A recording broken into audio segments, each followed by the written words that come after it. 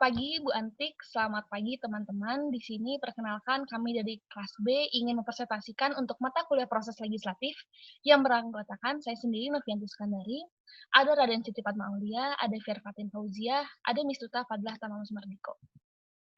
Judul yang kami ambil yaitu diskriminasi peraturan daerah yang berbau agama menjadi tren politik untuk menggait suara.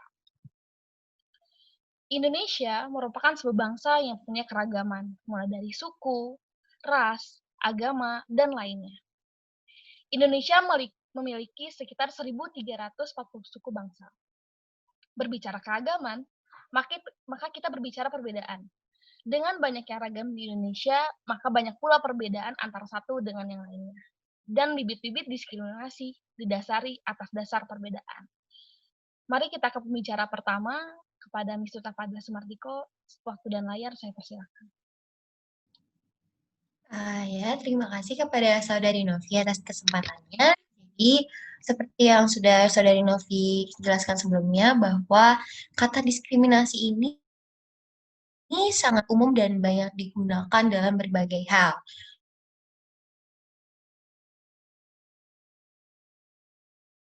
Nah, lalu mengenai saja peraturan daerah yang diskriminatif, saya akan menjelaskan terlebih dahulu mengenai apa itu sebenarnya diskriminasi. Next slide.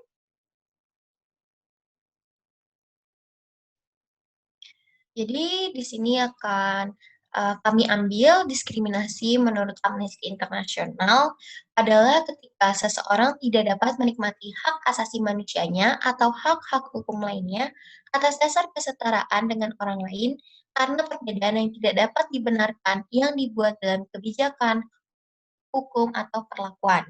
Dengan kata lain, diskriminasi itu secara umum dapat juga dikatakan sebagai adanya perlakuan yang berbeda, yang biasanya itu dilakukan oleh kelompok mayoritas terhadap kelompok minoritas. Baik itu sifatnya sejajar ataupun tidak. Lalu, diskriminasi ini terdapat beberapa jenis, yaitu ada diskriminasi ras, gender, agama, kelas sosial, dan juga ada diskriminasi difabel. Diskriminasi-diskriminasi ini sangat umum adanya di Indonesia, terutama yang akan kami bahas ini, yaitu di mana diskriminasi juga termuat dalam peraturan daerah. Ada temuan Komnas Perempuan, yaitu terdapat 421 peraturan daerah yang diskriminatif dan merugikan perempuan. Bentuknya itu bisa seperti pembatasan ekspresi, pembatasan identitas, dan memosisikan perempuan tidak setara dengan laki-laki. Ya, penjelasan mengenai apa yang dimaksud diskriminasi untuk kemudian menjelaskan mengenai materi pokok dalam presentasi kali ini. Terima kasih. Terima kasih Saudara Tuta. Untuk ke materi selanjutnya, waktu dan layar kepada Firfatin Fauzia, saya persilahkan. Terima kasih moderator. Kali ini saya akan mempresentasikan apa itu perda diskriminatif yang akan kita bahas, yaitu Peraturan Daerah Kota Tasikmalaya Nomor 7 Tahun 2014 tentang tata nilai kehidupan masyarakat yang religius di Kota Tasikmalaya, yang menjadi peraturan wali kota dan keputusan wali kota Tasikmalaya. Nah, menurut evaluasi pelaksanaan peraturan daerah tentang tata nilai kehidupan masyarakat yang religius di Kota Tasikmalaya oleh Lina Aryani, bahwa peraturan daerah nomor 7 tahun 2014 ini diawali dengan peraturan daerah nomor 12 tahun 2009 terlebih dahulu tentang pembangunan tata nilai masyarakat yang berlandaskan ajaran agama Islam dan norma-norma masyarakat Kota Tasikmalaya yang pada saat itu masih dipimpin oleh Bapak Haji Syarif Hidayat. Nah, dengan keinginannya dalam rangka mewujudkan peningkatan tatanan kehidupan masyarakat di Kota Tasikmalaya yang berharkat, bermartabat, dan berakhlak mulia berdasarkan norma-norma yang tumbuh berkembang di masyarakat, namun peraturan tersebut tidak bertahan lama dikarenakan terjadinya polemik dari berbagai kalangan karena dianggap perda tersebut diskriminatif. Nah, sehingga Kementerian Dalam Negeri menolak peraturan daerah tersebut dikarenakan terdapat kalimat yang menunjukkan diskriminatif serta menyinggung agama lainnya. Nah, namun tidak sampai di situ, pemerintah Kota Tasikmalaya yang ingin merumuskan Perda tentang tata nilai akhirnya mencoba merevisi Perda nomor 12 tahun 2009 ini menjadi Perda nomor 7 tahun 2014 yang bertujuan untuk mewujudkan masyarakat yang harmonis, rukun, aman, damai, dan tertib.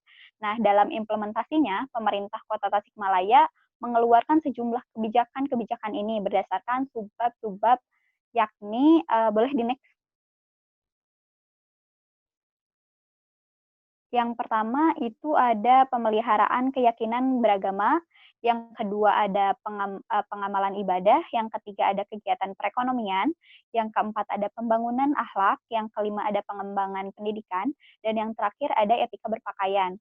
Akan tetapi, menurut Hamdani, kebijakan yang dikeluarkan oleh Pemkot ini menekankan pada subbab-subbab pemeliharaan keyakinan, beragama, pengamalan ibadah, pembangunan akhlak, dan etika berpakaian. Boleh di-next lagi. Nah, adapun pada bagian kedua, pemeliharaan keyakinan beragama, yakni pasal 6 ayat 1 bahwa setiap muslim wajib memelihara dan meningkatkan keyakinan agama Islam sesuai dengan Al-Quran dan As-Sunnah, serta menjaga dari pengaruh ajaran yang menyesatkan. Nah, Perda ini pernah diprotes karena dianggap mendiskriminasi perempuan dikarenakan cara berpakaian seseorang di sini yang menjadi subjek utamanya yaitu perempuan, di mana perempuan wajib dihijab karena kewajiban agama Islam. Menurut kami bahwa cara berpakaian seseorang merupakan ekspresi dan agama merupakan urusan personal individu tersebut dengan Tuhannya.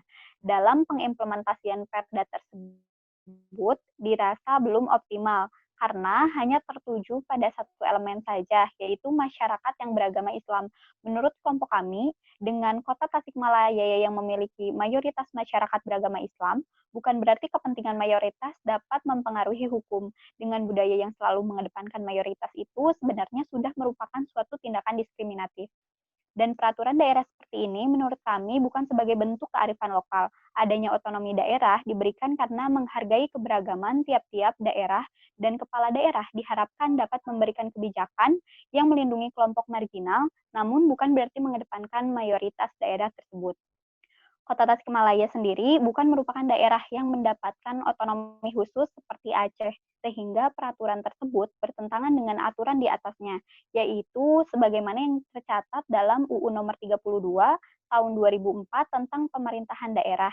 Disebutkan bahwa terdapat 6 urusan yang menjadi urusan pemerintahan pusat, yaitu yang pertama politik luar negeri, pertahanan dan keamanan, peradilan, moneter dan fiskal, serta agama. Dengan demikian, pemerintah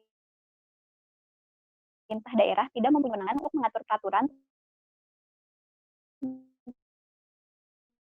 tentang agama. Hari ini adalah hak tiap individu terhadap Tuhannya, dan ketika peraturan pemerintah sudah masuk dan menginterversikan urusan rohani masyarakatnya, maka itu sudah melanggar hak asasi manusia. Terima kasih. Kembali ke moderator. Terima kasih Saudara Fier atas paparannya. Mungkin lanjut aja ke materi terakhir, yaitu Padma Aulia. Kepada Padma Aulia, waktu dan layar saya persilahkan. Baik, terima kasih moderator. Di sini saya akan membahas tentang transaksi politik. Bisa di-next.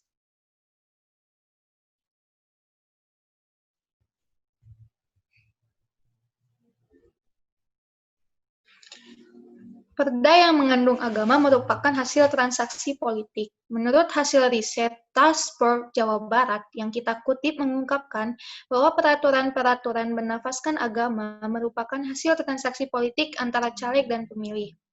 Kemudian, menurut Koordinator Task Force Jabar, Niloh Gusti Madewanti mengatakan bahwa banyak caleg berjualan isu identitas saat berkampanye. Riset ini mengungkap peraturan agamis diterbitkan oleh politisi baik dari parpol agamis maupun parpol nasionalis. Malahan, partai-partai yang mengaku nasionalis tidak memiliki platform toleransi. Oleh sebab itu, dampaknya ialah saat mereka duduk di lembaga legislatif, kemudian memproduksi kebijakan-kebijakan tertentu, yang terjadi adalah produk kebijakan tersebut berbalut perspektif agama masing-masing. Berdasarkan pemetaan yang dilakukan oleh Task Force Jabar terhadap partai politik, tambah Madewanti, hanya Partai Solidaritas Indonesia yang dinilai punya platform toleransi tersebut. Nah, Keberadaan Perda Nomor 7 Tahun 2014 tentang tata nilai kehidupan masyarakat religius di Kota Tasikmalaya yang sudah dijelaskan tadi oleh Saudari Pierre, diharapkan mampu mengembalikan perilaku dan kehidupan masyarakat Kota Tasikmalaya yang religius Islami, yang dimana Kota Tasik tersebut memiliki julukan Tasik adalah Kota Santri. Perda ini pada dasarnya mengatur penerapan syariat Islam melalui nilai-nilai religius Islami seperti pemeliharaan keyakinan beragama, pengamalan beribadah, kewajiban melaksanakan ibadah, mengutamakan sistem ekonomi syariah, pengembangan pendidikan agama, serta etika berpakaian yang dimana itu menurut kelompok kami merupakan kontradiktif, ya dimana etika berpakaian merupakan hak individu dan bukan hak negara untuk ikut campur. Namun setelah 4 tahun berjalan, perda tersebut belum berjalan efektif karena setiap program pelaksanaan perda tersebut cenderung masih tertuju pada satu elemen saja dan belum menyentuh semua sasaran yang ditentukan oleh kebijakan tersebut.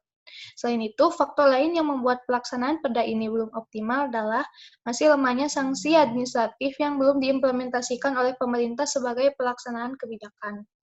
Oleh karena itu, agar perda tersebut dapat diimplementasikan dengan baik, maka diperlukan keseriusan pemerintah daerah dan peran serta masyarakat agar pelaksanaan peraturan daerah tersebut sesuai dengan tujuan awal dibentuknya perda tersebut, yakni mewujudkan masyarakat Kota Tasikmalaya yang berharkat, bermartabat, dan berakhlak mulia berdasarkan kepada norma-norma yang tumbuh dan berkembang di masyarakat Kota Tasikmalaya dengan tetap berpedoman kepada peraturan perundang-undangan.